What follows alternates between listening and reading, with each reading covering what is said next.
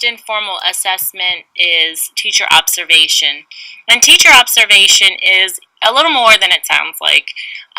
It is observing your students, but this is daily, this is ongoing, and this is purposeful. This is something that doesn't mean you're just walking around the classroom seeing what kiddos are doing. Teacher observation as your form of assessment on an activity must require organization, planning, and documentation. You have to know when you're going to do it, what are you going to be looking for, how are you going to organize and document what you see, and what that means for you for your planning and instruction in the future. So first of all, you need to always plan ahead for what you're going to be watching. Maybe you have a rubric or a checklist, or maybe you're just taking notes on a specific area, but you really have that purpose clear in your mind when you meet with each child individually.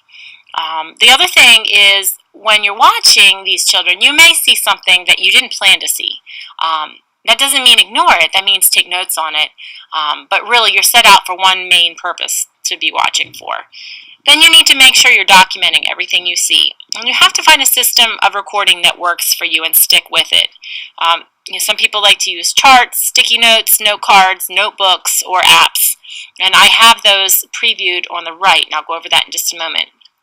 But when you're recording information, it's very important that you have a clear system that you understand, and then know that this system may not always be kept private. You may be asked to show parents or other teachers or guidance counselors or administrators this information about a child. And so when you document it, you want to be data driven. This is why sometimes checklists and rubrics are good, because they're very objective. You're clear cut looking for specific things. When we get those anecdotal notes that you jot down, sometimes we are subjective, and we might say something like, Peter did an amazing job. He is so creative, and I love what he's done with his project. That's very subjective. Sometimes subjectivity goes the other way and say, Peter really didn't care much about this assignment. He did a poor job, and I'm very disappointed in him.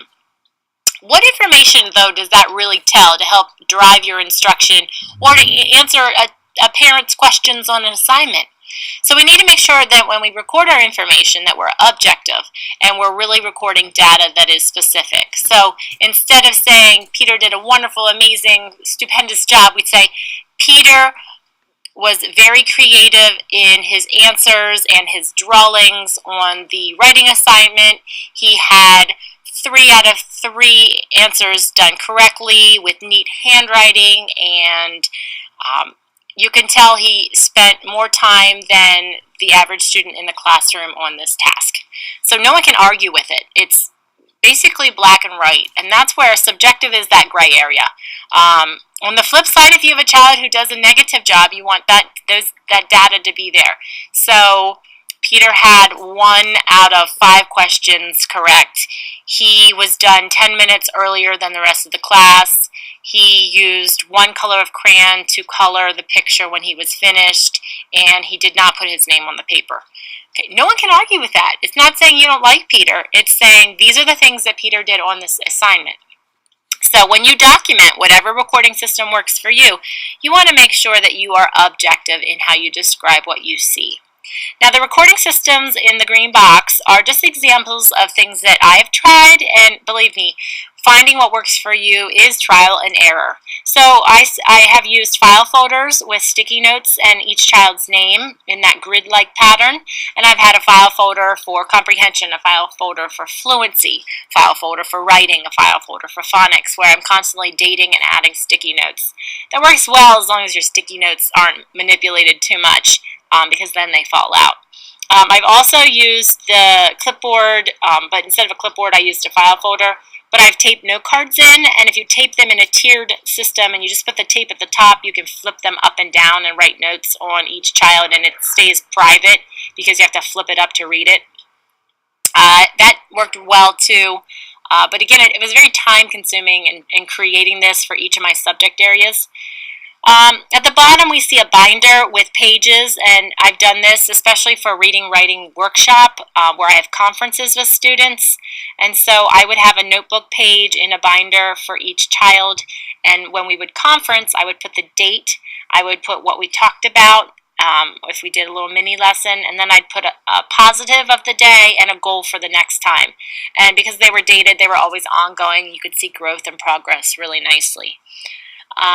What I moved to in the last couple years, and I also use this with my student teachers when I observe them in the classroom teaching, is using Evernote. There's a lot of great programs out there, but this is an app that's been around for a while. It's very consistent. You can use it on a smartphone, on a tablet, and also on a computer. So what you import into your account, you can see no matter what device you have in front of you.